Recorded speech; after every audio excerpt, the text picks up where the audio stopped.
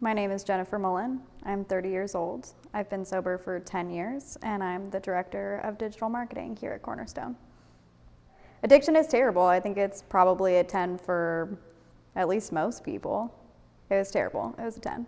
Usually when I talk about what addiction was like, I'll say that it was the battle of enough.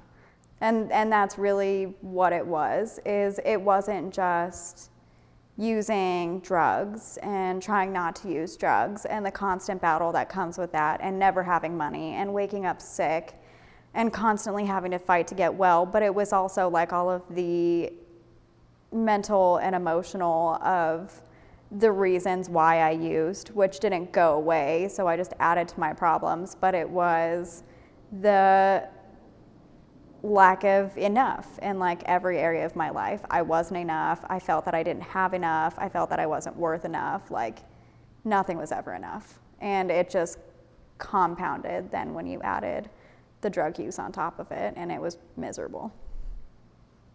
So being a heroin addict, it's like you fear for your life every time you take the next shot, you know, like you don't know which shot is gonna be fatal. You don't know if this time is going to be the time that you overdose.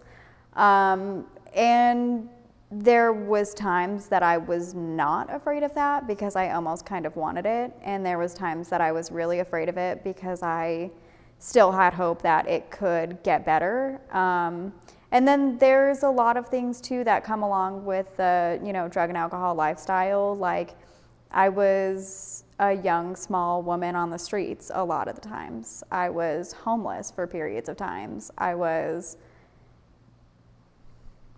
reliant, I guess, in ways like financially or to get drugs or for a place to sleep sometimes on people I didn't know, men I didn't know. There was a lot of dangerous things that came along with it. So yeah, I feared for my life, definitely. When I first got introduced to the rooms, I was either like late 16, early 17, and I never imagined that I would live my life sober, completely sober off of everything. So this, like the life I live now, was not part of that picture. And then as I got older and the addiction got worse, by the time that I made it back into the rooms, I just felt like I had tried so many times, and I had seen it work for other people and I wanted it to work for me, but it just felt completely unattainable. And I just didn't think that for some reason, like I wasn't the worst. It's not that I had like the least support or had no help. And even my family at points was really trying to help me. It's just for whatever reason, like I thought there was something about me where like it couldn't happen for me. I think the change that finally did it for me was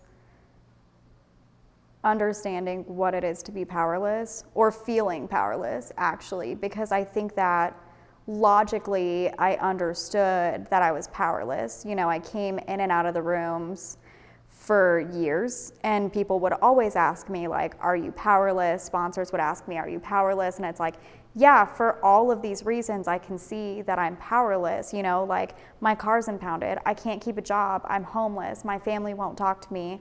It's like there were so many reasons that I could look at logically and say that I was powerless. I knew that I didn't have to do what I was doing. Like I knew there was a way out because I saw it working for so many people. I didn't know if I thought that it could happen for me, but it's like I honestly, for the first time in my entire life, didn't want to be using heroin, but I was, and that was the first time that I can ever point to where like I genuinely knew what it was to be powerless. And it became really simple, which I think is important, because going back to all of the reasons why I thought that I was powerless before, it's like I thought I was powerless because my car was impounded, but it's like if my car wasn't impounded, I would still be powerless. I thought I was powerless because I couldn't hold a job, but it's like even if I could have held a job, like I would still be powerless. And so it was like all of these reasons that I gave myself for why I was powerless were also all of these outs that I gave myself for how like I could take back power here and there, and how like one day I would be able to like use use heroin normally. I don't think I ever thought that, but reasons why I didn't think that I needed to commit fully to the program. But once I felt that powerless and knew how strong it was, I was so humbled, and it became so simple. And that was such a strong foundation to like build recovery off of. Okay, people talk all the time in the program about how like you have all of these things that the book tells you to do, the steps, and all of their underlying principles, and and people will always say like, I don't know which one of them or all of them work, but it's like you do all of them because you don't want to find out which one doesn't work. But I gotta think that like the human connection factor of it has to be one of the biggest things that works about being in recovery, especially because when you listen to people talk about their stories, and for myself also, it's like that human connection is one of the biggest things that I felt like I was missing. Like I just fundamentally felt disconnected from people and from the world, and that really like bled into all of the areas of my life where I didn't feel like I was enough, is because like I just didn't have connection to anything, at least not the way that I perceived that other people did. I'd like to tell people, like, when you get sober, no one in the big book, nowhere does it tell you, like, you are promised a good life. Like, you are promised a life, and you get to do with that what you choose to do with it and make it into whatever, like, you can choose to have a bad life sober. I don't choose to have a bad life sober. I choose to have a good life sober. Like, I think that I got sober to be happy. And I think that there are a lot of people who didn't get this chance, and it's kind of a big fuck you for me to just say like, I'm gonna choose to be a piece of shit anyway, but sober. Like, I don't choose to be that person. So my life is happy, and I have a lot of good relationships, and I have a lot of healthy relationships, which is something that like even early on in sobriety, like I struggled with that a lot. But what sobriety looks like is a set of disciplines that have been taught to me that teach me how to take a problem and find a solution and grow from it. And I do that in every aspect of my life, anytime that I can.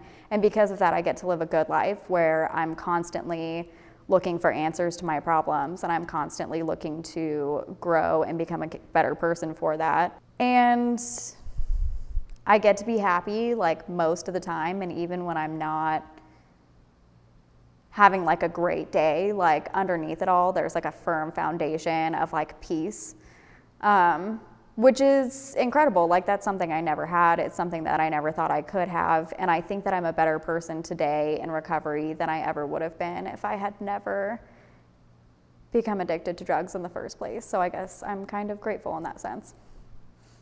I would say to anybody who's considering getting help that I was in your shoes once too, and it's scary, and it seems like the hardest thing in the world to just make that initial step and ask for the help that you need. But on the other side of that fear is a really incredible life that's just kind of waiting for you to take the leap and step into it.